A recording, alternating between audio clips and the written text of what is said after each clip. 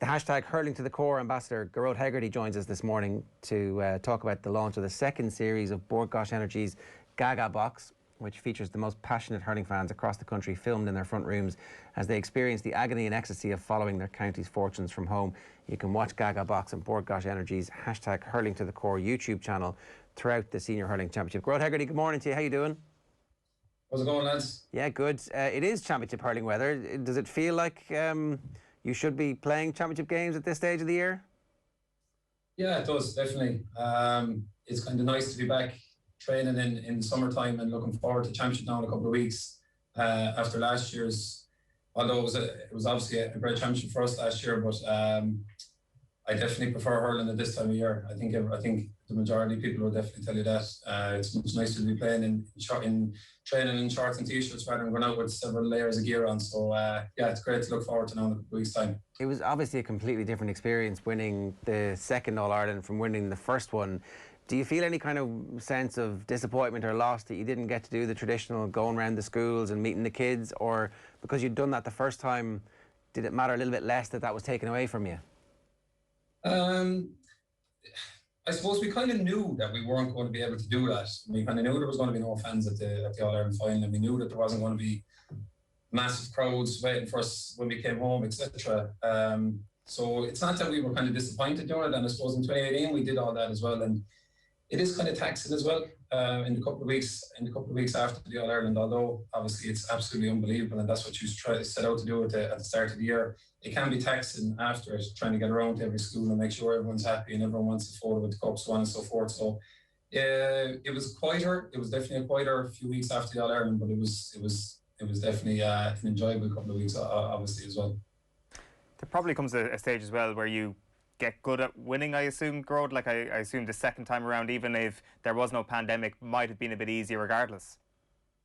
Yeah, definitely. I suppose we would have learned a lot, and we would have learned a lot after 2018 in the celebrations after the final in 2018. Obviously, people were just so overwhelmed with everything, and I suppose we kind of got caught up in it as well in the few weeks and months afterwards. And I'm sure in 2020 it would have been different if there was fans there, but I suppose that's just the way it was last year. And look, all in all, you prefer fans to be at the games. Like, you prefer, if it was to happen again, you prefer the 2018 scenes rather than the 2020 scenes, you know. So with fans getting back to games in the last obviously there was fans at games yesterday, and hopefully there'll be more fans at games over the next few weeks, and it'll be increasing over the summer. So all players want fans to be at games, you know, so that's why we play the game. You know, you want to see the emotion coming in from the stands and the colour and the noise. You know, you miss the noise. That's one thing that I definitely missed last year. You miss the noise and the buzz when you get to the ground and things like that. So looking forward to it.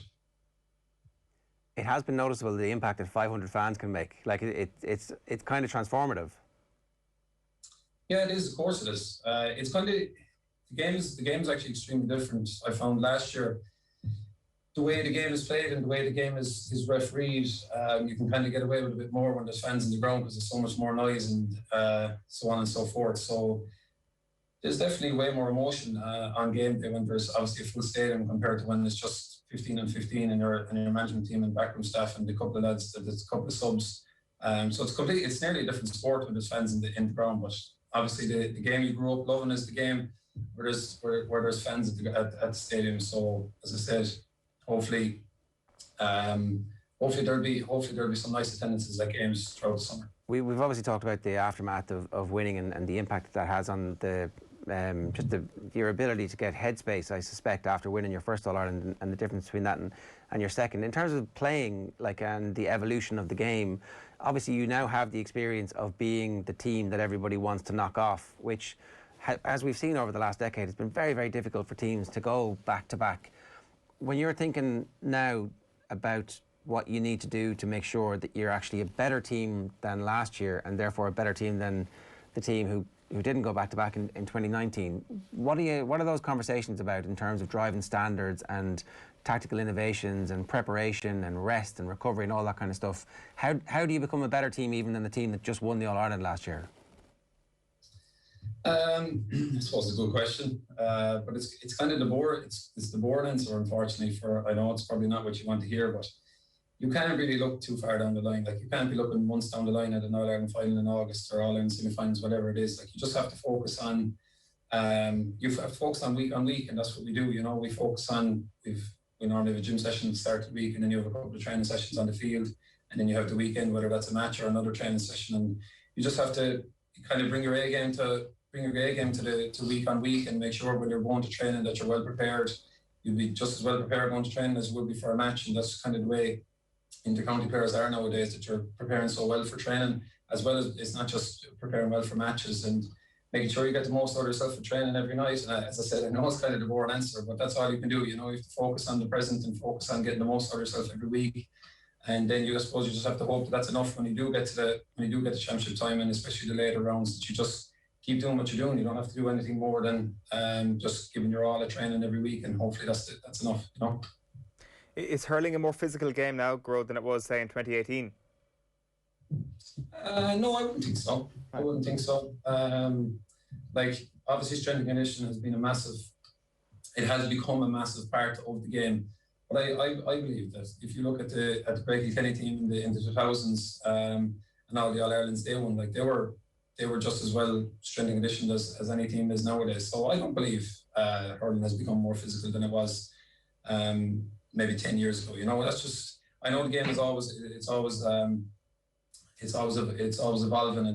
always, I suppose, trying to become better. But I don't really see the game that has become too much more physical than it was. If you go back and watch any game in the late 2000s, some of those Kilkenny Tipperary All-Ireland finals, I wouldn't see too much of a difference between those games and some of the games nowadays. So no, I don't believe so. No. Do you think teams are bringing the physical challenge to you guys more since you've become All-Ireland champions, that target on your back is something that they're trying to meet, both from a hurling skill set point of view, but also trying to test themselves physically and test your mettle? Because there's been a bit of narkiness in certainly in the early rounds of the league this year, that it felt to me as if teams were desperately trying to prove to you guys that they were your match physically. Possibly. I don't know. I'm not in anyone else's camp, so I don't really know what they're talking about coming into a game against us. But I know, for example, last year we were going down to play Tipperary in the championship down in Páirc Uí Chaoimh, and they were All-Ireland champions, and you do know that you have to go out and try and beat the reigning All-Ireland champions, and that is a massive task. Obviously, they were the All-Ireland champions at the time, and you know that if you can get over the All-Ireland champions, then you do have a great shot of going towards the later rounds of the championship. So yeah, I suppose possibly that may be something that other teams are talking about in terms of trying to I don't know, maybe have a target on our back or whatsoever. But as I said, we don't focus on what other teams are trying to do. We just focus on ourselves. And I know maybe that's not what you want to hear. No, it's interesting because I think all the great teams had that. Like, and I know it always ends up sounding like a cliche, but if you go back to the point we were making earlier on about the Dubs, no one's going to beat Dublin by trying to be Dublin or a copy of Dublin. Kerry are going to beat Dublin by being the best version of Kerry that they can be. And so ultimately that is them, while understanding what the challenge is that the Dubs are going to put down for them, being themselves and the best expression of themselves. And I think that's the success that Limerick have had, is that they've decided this is the style that we're going to play. They've brought great physicality to that, but incredible levels of skill and stick work. And the point you made about Tipperary there is really interesting, because it feels like that mindset has to flip a little bit from being the hunter to the hunted. How do you deal with that from a psychological perspective, where you are now the hunted? Well, I suppose it's a great compliment to be the hunted. You know, that's what you want to be. You want to be the team that other teams see that you need to beat. That if you are to go late in the All-Ireland Champions, that if you can beat this team, then you have a great chance of going towards the later rounds. And I suppose we do take that as a great compliment, being the current All-Ireland Champions. But as I said, in any year, no matter who the All-Ireland Champions are, if you're coming up against them and you know if you can beat them, then you do have a great chance of going towards the later rounds. But as I said, look, we genuinely don't focus too much on the opposition, no matter who we're playing. It doesn't matter who we're playing.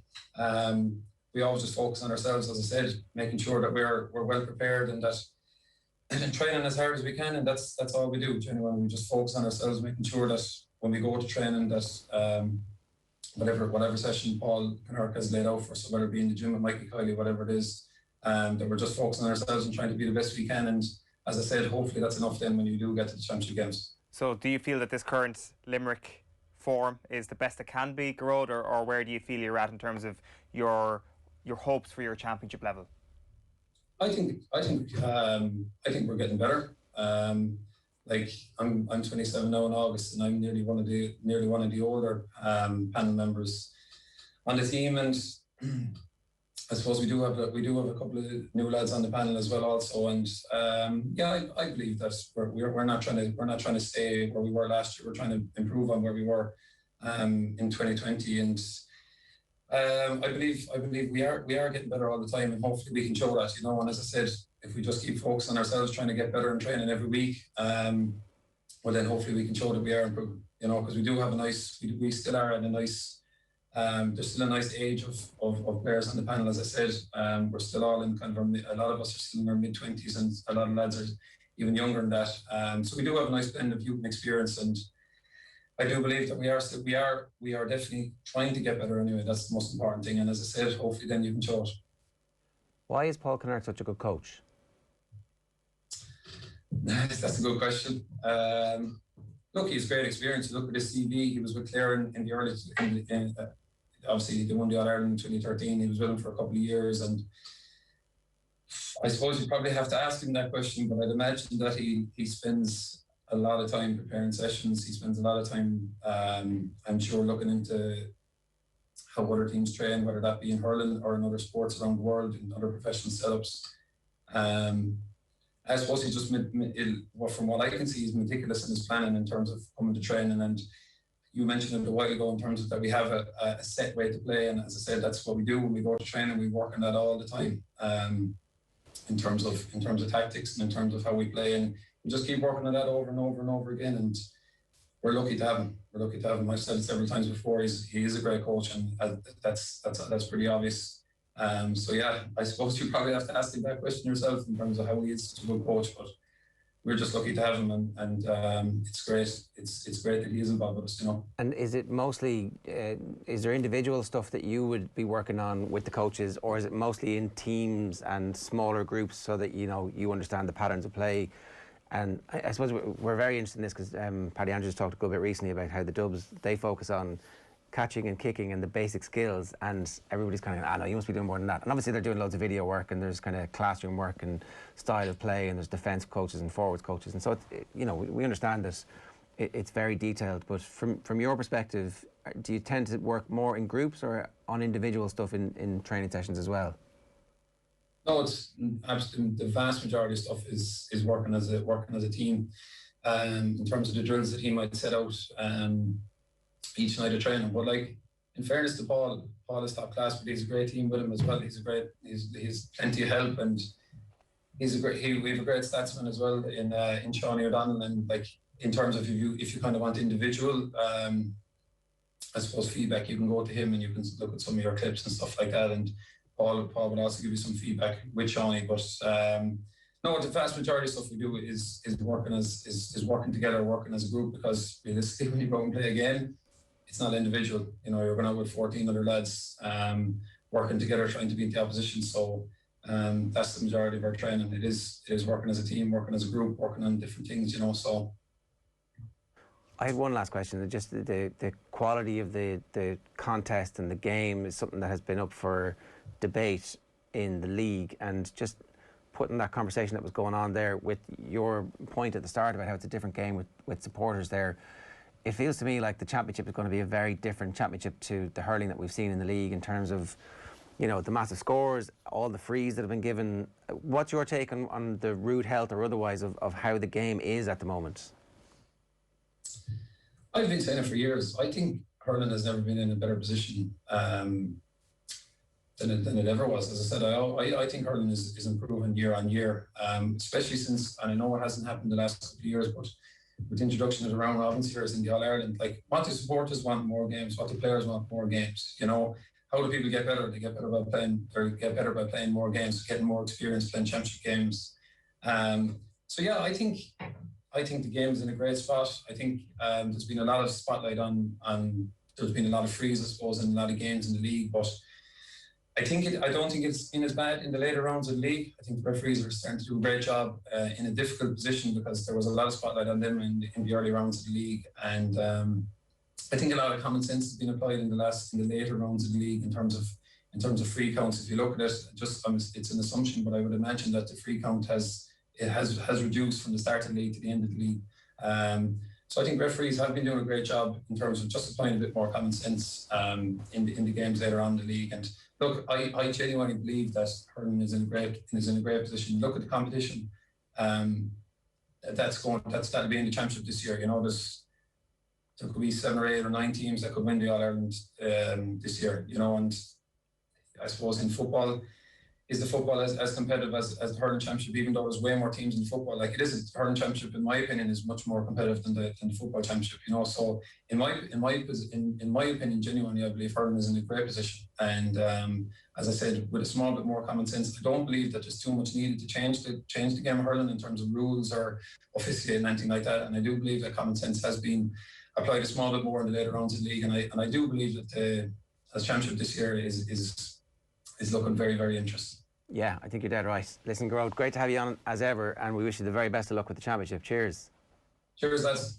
Gearoid Hegarty there giving us some thoughts ahead of the start of the championship, and it is to launch the hashtag Hurling to the Core, which is Gáis Energy's GAAGAABox. You can watch it on Gáis Energy's hashtag Hurling to the Core YouTube channel throughout the Senior Hurling Championship.